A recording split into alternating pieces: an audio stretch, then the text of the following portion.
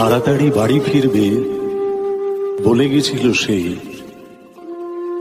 তার জন্য কত যত্নে ভাত বেড়ে রাখা।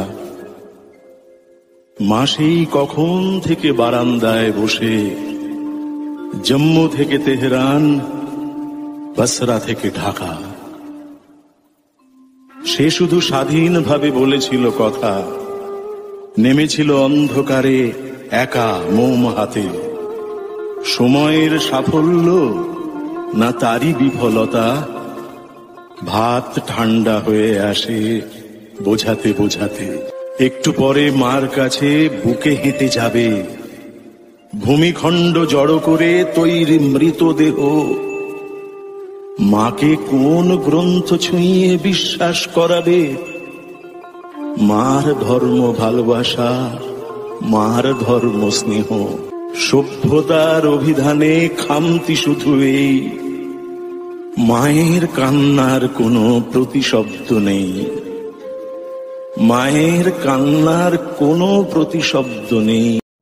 খোকা, ওই খোকা, তুই কোথায় যাচ্ছিস বাবা? কোথায় যাচ্ছিস আমাকে ছেড়ে? তুই কি আর ফিরবি না?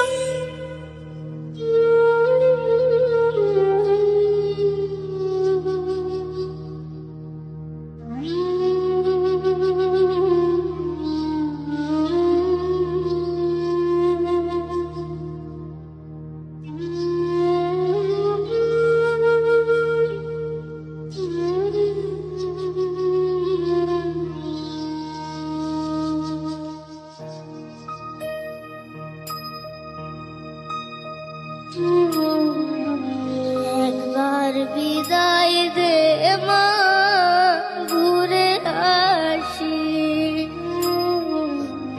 একবার বিদায় দে মা, ঘুরে আসি।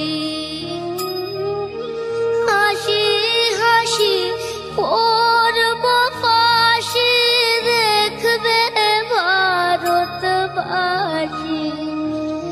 আমি হাসি হাসি করব ফাঁসি, দেখবে ভারতবাসী।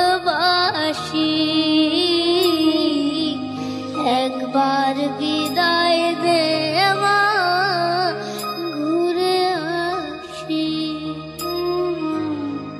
একবার বিদায় দে মা, ঘুরে আসি।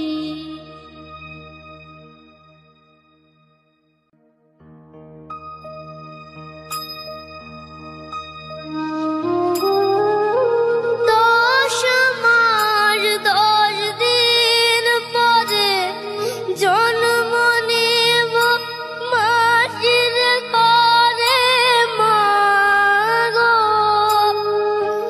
10 মাস 10 দিন পরে জন্ম নেব মাসির ঘরে মা গো। তখন যদি না চিনতে পারিস, দেখবি গলায় বাঁশি। ও মা, তখন যদি না চিনতে পারিস, দেখবি গলায় বাঁশি। একবার বিদায় দে মা, ঘুরে আসি। একবার বিদায় দে মা, ঘুরে আসি। একবার বিদায় দে মা।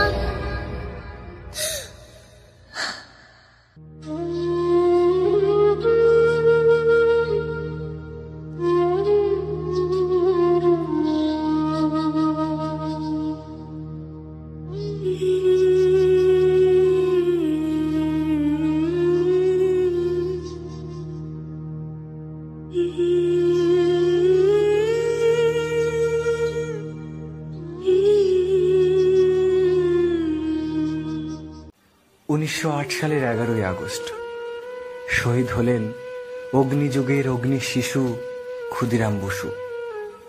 বয়স কত হবে? 18 কি 19।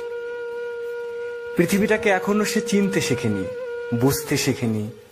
এখনো তার জীবনে অনেক কিছু বাকি ছিল, সেগুলো পায়নি। কিন্তু হাসি মুখে ফাঁসির দড়ি গলায় তুলতে তার চোখের কোণে জল আসেনি। সে পেয়েছে একরাশ তৃপ্তি। সে জানে এই পরাধীন ভারতবর্ষের বুক থেকে স্বাধীনতাকে ছিনিয়ে আনতে শত শত ক্ষুদিরামকে ফাঁসির দড়ি গলায় পড়তে হবে। আমি না হয় তার উদ্বোধন করলাম।